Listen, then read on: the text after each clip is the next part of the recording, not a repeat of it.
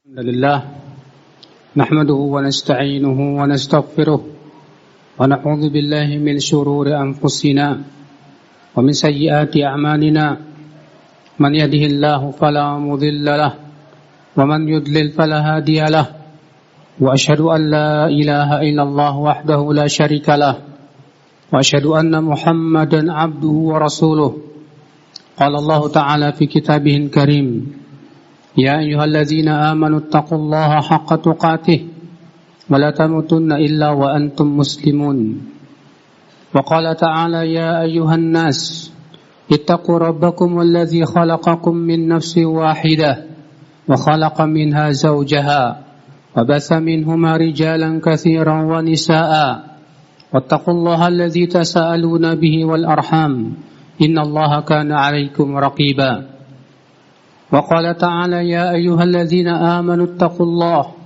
وقولوا قولا سديدا يصلح لكم أعمالكم ويغفر لكم ذنوبكم ومن يطع الله ورسوله فقد فاز فوزا عظيما أما بعد فإن أصدق الحديث كتاب الله وخير الهدي هدي محمد صلى الله عليه وسلم وشر الأمور محدثاتها وكل محدثة بدعة وكل بدعة ضلالة وكل ضلالة في النار. Umat al-Islam, Nabi sallallahu alaihi wasallam menyebutkan 3 perkara yang membinasakan seorang hamba. Beliau bersabda salasun minal muhlikat, 3 perkara yang membinasakan. Yang pertama yaitu syuhun muta', kekikiran yang ditaati, wahawan muttaba', dan yang kedua adalah hawa nafsu yang diikuti, dan yang ketiga i'jabul mar'i bi nafsi, seseorang merasa ujub dengan dirinya. Hadis ini disahihkan oleh Syekh Albani rahimahullah. 3 perkara ini hendaknya kita senantiasa untuk memeriksa apakah ada 3 perkara ini pada diri kita, saudaraku sekalian. Yang pertama yaitu syuhun muta', yaitu kekikiran, pelit yang melilit hati akibat cinta dunia yang berlebihan. Orang yang kikir ya akhal Islam hakikatnya, ia tidak beriman akan balasan Allah subhanahu wa ta'ala apabila ia bersedekah. Padahal Allah subhanahu wa ta'ala telah berjanji bahwasanya orang yang bersedekah pasti Allah akan gantikan dengan yang lebih baik di dunia dan akhirat. Sedekah tidak mengurangi harta sama sekali. Sebagaimana Rasulullah sallallahu alaihi wasallam bersabda demikian, "Wala tunqisu shadaqatun min mal." Tidaklah sedekah mengurangi harta. Ini janji dari Allah dan Rasul-Nya. Maka orang yang pelit seakan ia tidak percaya dengan janji Allah. Seakan dia menganggap kalau dia mengeluarkan hartanya dan berinfak di jalan Allah, itu akan menjadikan dia jatuh miskin dan fakir. Padahal tidak demikian, justru kebalikannya. Orang yang bersedekah, orang yang berinfak didoakan oleh para malaikat, didoakan oleh 2 malaikat agar diganti oleh Allah subhanahu wa ta'ala. Sebagaimana disebutkan dalam hadis bahwa setiap hari 2 malaikat turun. Yang satu berkata, Allahumma a'ti munfiqan khalafa. Ya Allah, berikan ganti bagi orang yang berinfak. Yang satu lagi berdoa, Allahumma a'ti mumsikan talafa. Ya Allah, binasakan harta orang yang pelit. Dia tidak sadar bahwasanya pelit itu hakikatnya merusak hartanya, membinasakan hartanya, saudaraku seiman. Maka dari itulah, berapa banyak orang-orang yang pelit, mereka kemudian mudah terkena penyakit dengki. Berapa banyak orang-orang yang pelit bahkan kemudian sampai menumpahkan darah orang-orang yang ia dengki kepadanya. Maka perkara yang pertama ini yang Rasulullah SAW ingatkan kepada kita, yaitu syuhun muta', kekikiran yang ditaati. Seorang muslim ya akhal iman yakin akan kehidupan akhirat. Seorang mukmin yakin bahwa kalau ia bersedekah Allah pasti berkahi hartanya. Oleh karena itulah lihatlah para sahabat, mereka berlomba-lomba untuk bersedekah. Bahkan ada orang yang tidak memiliki harta, dia pergi ke pasar, kemudian dia bekerja menjadi kuli di sana, kemudian hasilnya ia infakkan dan sedekahkan. Yang kedua, saudaraku sekalian, ini yang lebih berat lagi, yaitu hawan muttaba, hawa nafsu yang diikuti. Allah menyebutkan dalam Al-Quran bahwasanya manusia yang paling sesat di dunia adalah mereka yang mengikuti hawa nafsunya. Allah berfirman, "Waman adallu mimman ittaba'a hawahu bighairi hudan minallah." Siapakah yang paling sesat dari orang yang mengikuti hawa nafsunya tanpa petunjuk dari Allah Subhanahu wa taala? Orang yang mengikuti hawa nafsu, ya akhal Islam, walaupun ia memiliki ilmu yang banyak tentang agama, ia tersesat jalan. Lihatlah bagaimana Allah Subhanahu wa taala menyebutkan dalam Al-Quran tentang kisah si Bal'am yang telah Allah ajarkan kepadanya ayat-ayatnya, namun ia terlepas dari ayat-ayat Allah. Ia tinggalkan ayat-ayat Allah demi untuk mendapatkan hawa nafsunya. Maka Allah mengatakan, "Watlu 'alaihim naba'al ladzi atainahu ayatina fansalakha minha fa'atba'ahu asy-syaitan fakana minal ghawin walau syi'na la rafa'nahu biha walakinnahu akhlada ilal ardi wa taba'a hawa."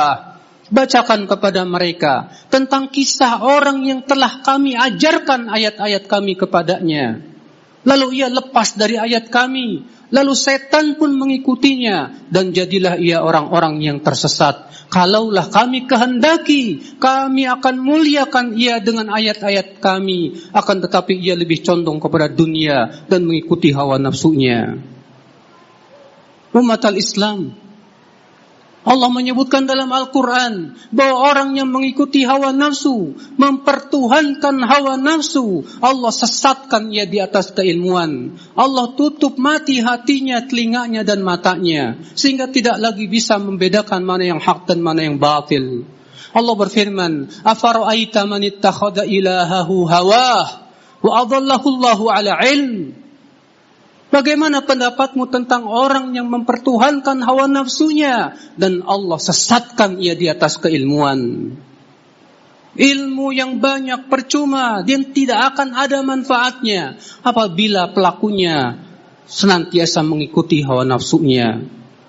Umat al-Islam, seorang yang mengikuti hawa nafsu dan beragama sesuai dengan hawa nafsu, orang seperti ini akan sulit kembali kepada kebenaran. Bahkan ditegakkan kepadanya 1000 dalil pun dia tidak akan pernah menerimanya, karena yang ia ikuti adalah hawa nafsunya. Umat al-Islam, maka kewajiban kita ya akhal Islam untuk menundukkan hawa nafsu kita sesuai dengan kitabullah dan sunnah Rasulullah sallallahu alaihi wasallam. Karena sesungguhnya sebab utama kesesatan manusia dari jalan Allah Subhanahu wa taala adalah ketika ia lebih mengedepankan hawa nafsunya dan akalnya di atas kitabullah dan sunnah Rasulullah sallallahu alaihi wasallam, sehingga agama dipermainkan sesuai dengan keinginan dan hawa nafsunya. Maka orang yang menjadi hamba hawa nafsu, saudaraku, ia tidak akan pernah bisa tunduk kepada Allah.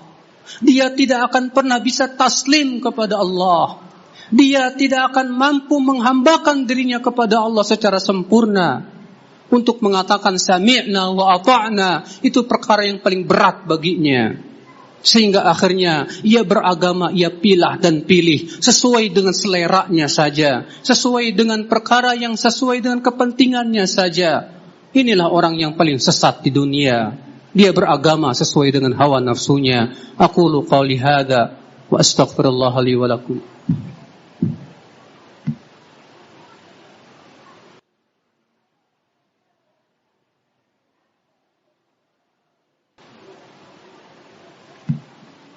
Alhamdulillah wassalatu wassalamu ala Rasulillah nabiyyina Muhammadin wa alihi wa sahbihi wa man walah. Wa asyhadu an la ilaha illallah wahdahu la syarikalah wa asyhadu anna Muhammadan abduhu wa rasuluh.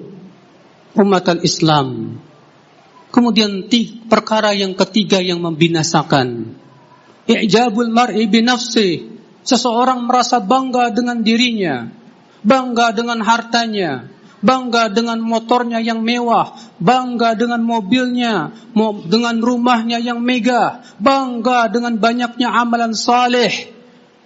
Perkara ini saudaraku sekalian adalah perkara yang membatalkan amalannya bila ia merasa ujub dengan amalan saleh. Rasulullah sallallahu alaihi wasallam bersabda, "Lau lam takunu tudnibun, khasyitu alaikum akbar min dzalik, al-ujub."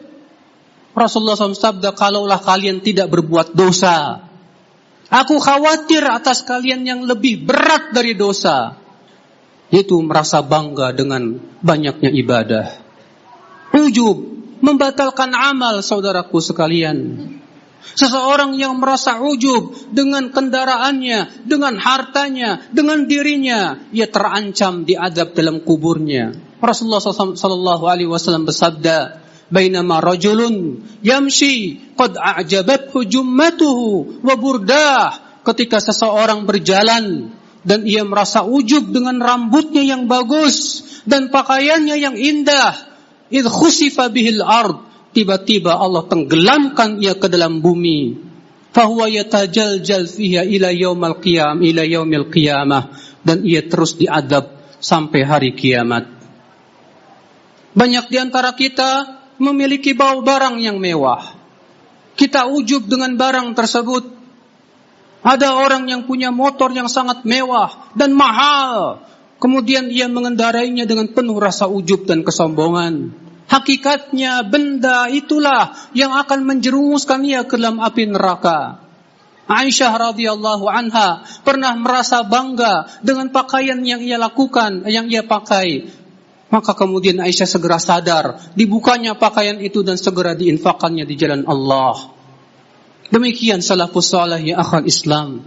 Seorang muslim tak layak untuk merasa ujub dan sombong dengan hartanya atau kelebihannya.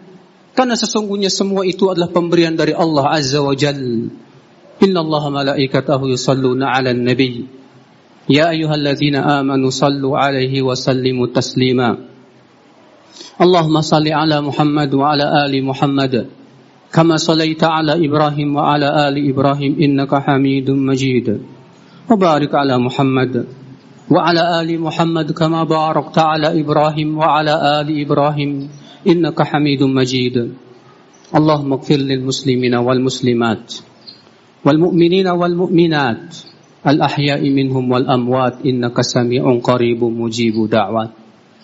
Allahumma irfa' 'anna hadzal waba' ya rabbal alamin washfi mardal muslimin warfa' 'anna hadzal waba' ya rabbal alamin waghfir li mautana ya rabbal alamin. Allahumma a'izzal islam wal muslimin. Allahumma ansuril muslimina fi kulli makan ya rabbal alamin. Allahumma ansurna 'alal qaumil zalimin, unsurna 'alal qaumil kafirin. Allahumma la tusallit 'alaina man la yarhamuna. Allahumma atina fid dunya hasanah wa fil akhirati hasanah wa qina adzaban nar. Wa akhiru da'wana anil hamdulillahi rabbil alamin.